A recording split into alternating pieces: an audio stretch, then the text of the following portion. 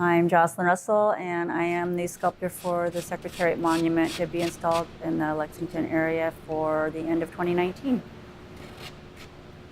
So he'll be 102 inches at the shoulder, which is a little over life and a half. I think Secretariat stood 66 inches, but I've got him stretched out here, and so there's a little bit of play, but he's probably maybe 60% over life. First I get the design, and then I do the miniature, get it approved. Then I do the maquette, which is a very detailed tabletop for in-home use.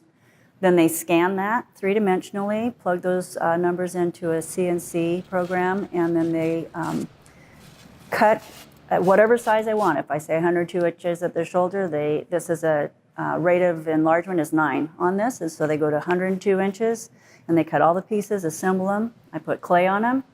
Then we mold that, and I'm going to do partial sand cast, partial lost wax method.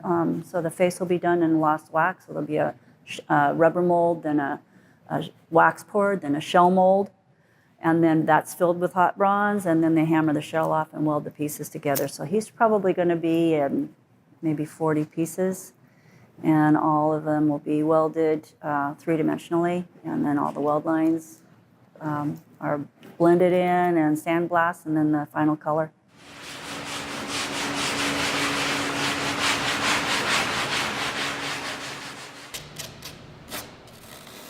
Sitting at Secretariat's gravesite with his headstone, he was buried whole as opposed to just the head, heart, and hooves of most racehorses. And so there was quite an organic mass in front of his stone, which over the years, sinks, and then they fill it, and then it sinks again. And so to sit there and have my hand in the depression where his body is and have the stone in front of me was really moving. And to me, everybody said, well, why are you doing all this research? Because if you don't bring all of that into the collective, to me, you just have a flat sculpture. It's got to come, everything comes into the pot, the melting pot, and then I don't even have to really think about it when I'm working because it all comes back out.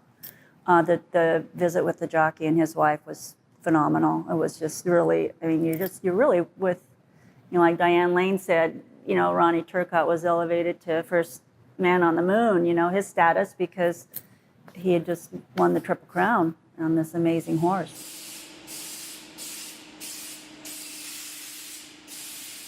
The responsibility is big.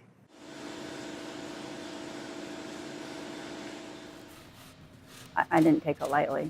I was in it with both feet. I found out about it in Hawaii, and I had cell service, so I was able to start my research immediately. And then, of course, in the airports trying to get home because I wanted to start the miniature, and I wanted to meet everybody I was going to be working with. And so it's a big responsibility because of who the horse is, and obviously the jockey, people that knew the horse, trained the horse, loved the horse just from the racing industry, honored him. He's extremely iconic, and so to not do the best job I can do possible, it would be a travesty.